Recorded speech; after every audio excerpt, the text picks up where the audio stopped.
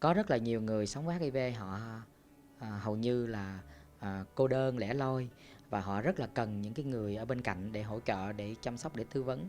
Thật ra là mình là một thành viên trong cộng đồng LGBT, thì khi mình làm được cái công việc để giúp đỡ cho những người bạn bè của mình thì đó là một niềm tự hào rất lớn. Trong công việc này mình cũng được bạn bè ủng hộ, gia đình ủng hộ, thì đó là cái niềm tự hào của mình.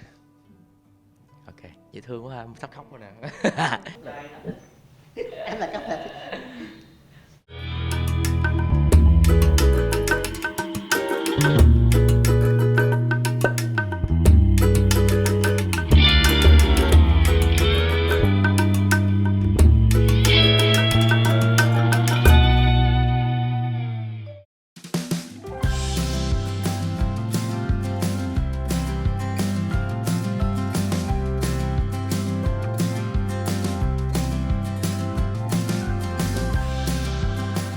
Xin chào Dustin, mình là Lã Duy, năm nay mình 27 tuổi, hiện mình đang sinh sống ở thành phố Hồ Chí Minh.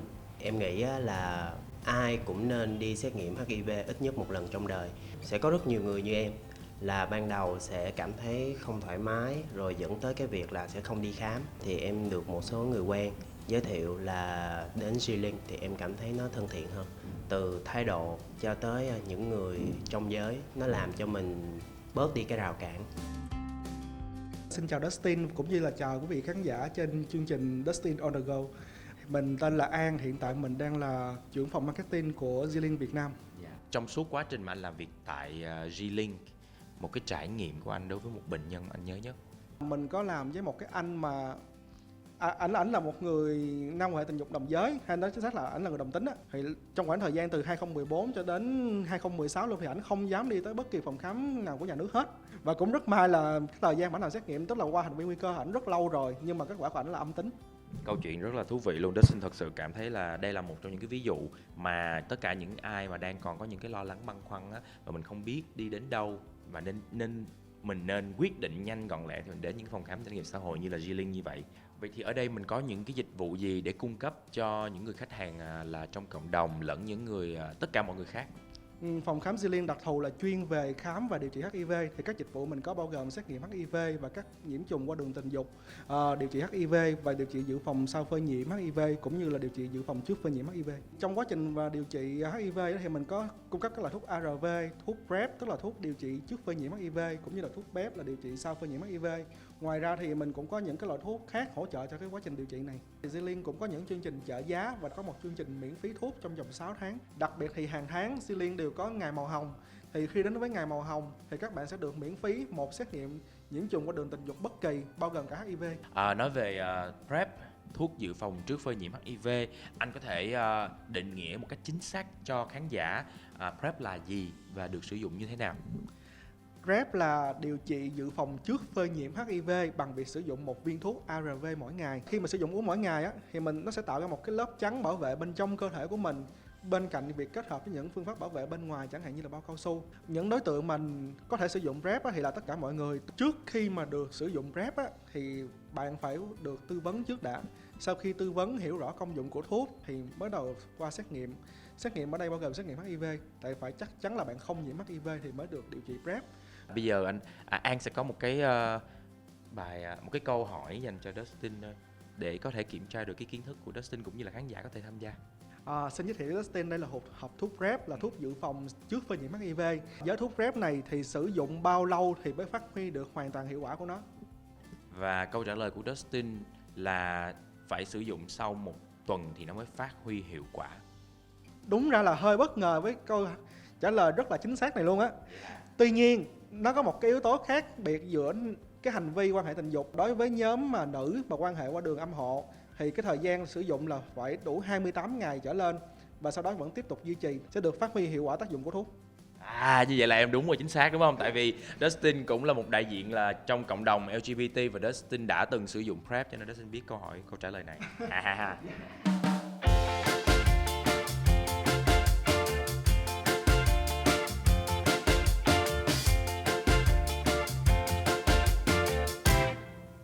Xin chào quý khán giả, mình tên là Đỗ Văn Kháng, hiện nay là giám đốc phòng khám đa khoa Ga Lăng ở thành phố Hồ Chí Minh.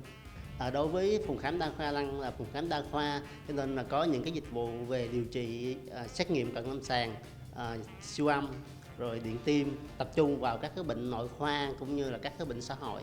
Điều gì là điều mà anh tự hào nhất khi là một thành viên của phòng khám Ga Lăng ạ?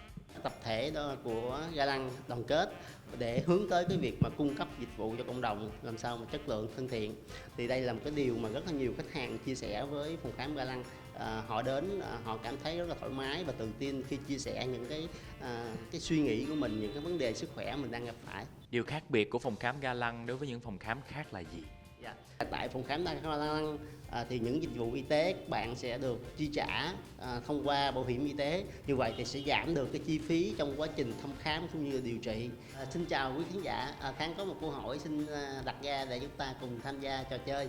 Câu hỏi như sau: khách hàng điều trị ARV bằng thẻ bảo hiểm y tế thì nên uống thuốc đến khi nào?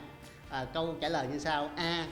Uống thuốc đến khi cảm thấy khỏe và hồi phục bình thường. B. Duy trì uống thuốc ARV liên tục suốt đời, không được ngưng thuốc. C. Chúng ta uống thuốc đến khi hết cái hiệu lực của thẻ bảo hiểm y tế. Theo bạn thì câu trả lời nào đúng? Dustin sẽ đoán là câu trả lời là A. Uống thuốc tới khi nào mà mình hết bệnh, đúng không anh? Câu trả lời chính xác là câu hỏi B. Mình uống thuốc liên tục suốt đời và không được ngừng thuốc. HIV là bệnh mãn tính, cho nên việc duy trì thuốc liên tục và suốt đời để ức chế virus là điều cần thiết.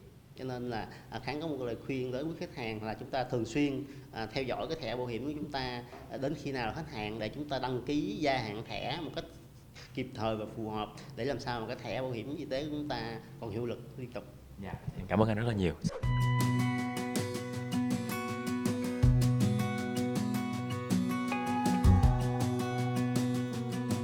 Em tên là Cát Thi.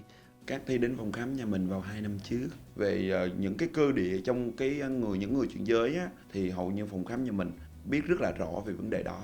Và Cát Thi hài lòng khi đến đây để xét nghiệm hoặc là thăm khám. Xin chào Dustin, xin chào khán giả của Dustin on the go. Tôi tên là Nguyễn Anh Phong, đại diện cho mạng lưới người sống với HIV Việt Nam, điều phối cho vòng phía Nam. Ngoài ra thì tôi cũng là chuyên gia tư vấn cho phòng khám nhà mình. Từ năm nào mà anh đã bắt đầu nhen nhóm với cái ý định là thành lập phòng khám nhà mình? Khi mà trong cái quá trình hỗ trợ chăm sóc cho những người sống với HIV á, thì mình thấy có những cái trường hợp người sống với HIV khi họ điều trị ổn định thì họ cũng giống như một người bình thường, họ cũng có thể mắc những cái bệnh lý thông thường. Đó, và những cái bệnh lý đó thì có thể chữa trị một cách thông thường, nhưng họ sợ rằng là khi họ vào trong bệnh viện họ sẽ sợ rất là nhiều người biết, cho nên là họ đi mua thuốc uống. Và khi họ đi mua thuốc uống như vậy thì cái quá trình bệnh càng ngày tình trạng nó càng tệ đi. Thì cuối cùng là mình nghĩ đến cái việc là vào năm 2017 mình chính thức thành lập phòng khám để có thể làm một cái nơi để các bạn có thể an tâm mà tìm đến. Để nói về một cái điểm mà khác biệt nhất của phòng khám nhà mình so với các phòng khám khác thì đó là gì? Mình có một cái nguồn mình tạm gọi là nguồn quỹ, đó là chương trình góp một bàn tay, được sự hỗ trợ đóng góp của rất nhiều mạnh thường quân, văn nghệ sĩ và chính những người trong cộng đồng. Thì mình sử dụng cái nguồn này để thực hiện được 3 cái hoạt động mà mình cho là nó hiệu quả nhất. Thứ nhất đó là hỗ trợ PrEP khẩn cấp dành cho những cái đối tượng hầu như là có những cái nguy cơ tiếp xúc với máu hay dịch tiết của bất kỳ một cái người mà họ không có biết được tình trạng, để làm sao họ có thuốc uống liền trong vòng 72 giờ. Đó, thì có 2 cách: một đó là cho luôn, 2 đó là họ trả dần cái nguồn này lại vào trong cái thùng đó để hỗ trợ cho người khác. Thứ hai đó là chi phí tạm ứng cho bệnh viện khẩn cấp, thì mình sẽ là người chạy vào trong bệnh viện và đóng liền cái chi phí đó để bệnh nhân được khám chữa bệnh và được nhập viện. Và cái chi phí thứ ba mà mình rất là tâm đắc đó là hỗ trợ thẻ bảo hiểm y tế ngay cho những cái người mà không có thẻ bảo hiểm y tế. Dạ, bây giờ là tới phần của anh Phong sẽ đặt câu hỏi cho Dustin và khán giả đang xem Sneak Show của Dustin on the go. Xét nghiệm HIV có khác gì so với lại những cái chương trình xét nghiệm khác? Câu hỏi là khám xét nghiệm HIV nó có điểm gì khác so với lại khám xét nghiệm những cái căn bệnh khác, đúng không ạ?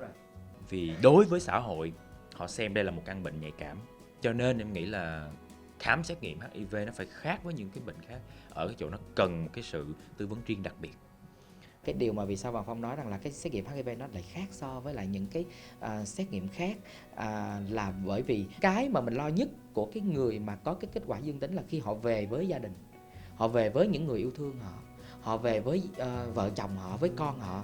Và mình sẽ không gần gũi được với những cái người nhà của mình, và cái cảm giác mình sẽ bị xa lánh, mình sẽ bị kỳ thị. Thì cái cảm giác đó họ bắt đầu suy sụp và dẫn đến những cái ý định tiêu cực. Thì đó là cái mà Phong hay đi chia sẻ với mọi người, với những cái người càng bình tĩnh thì mình càng phải cẩn trọng. Cảm ơn anh Phong rất là nhiều. Những người chuyển giới giống như là các Thi, chuyển giới nữ nói riêng và những trong cộng đồng LGBT nói chung, thì hãy đến những phòng khám mà cũng như phòng khám nhà mình là phòng khám đã hiểu về những người chuyển giới và những người trong cộng đồng rất là nhiều, và hãy tự tin đi thăm khám để có một sức khỏe tốt.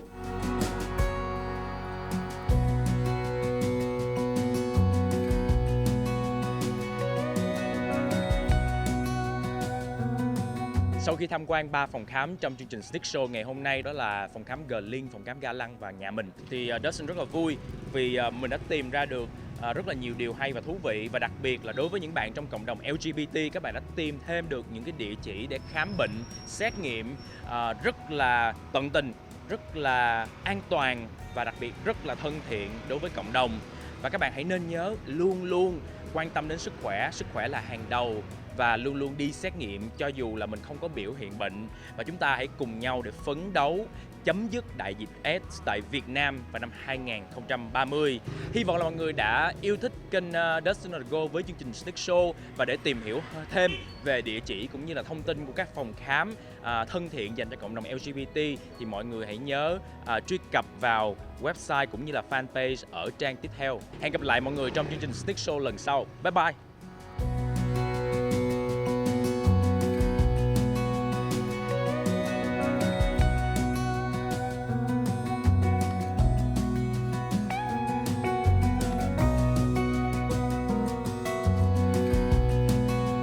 Nói chung là mọi người cứ ai mà cần thì cứ đến việc liên hệ qua bên Facebook Hoàng Kim Cát Thi, có gì Cát Thi sẽ phỏng vấn và tư vấn.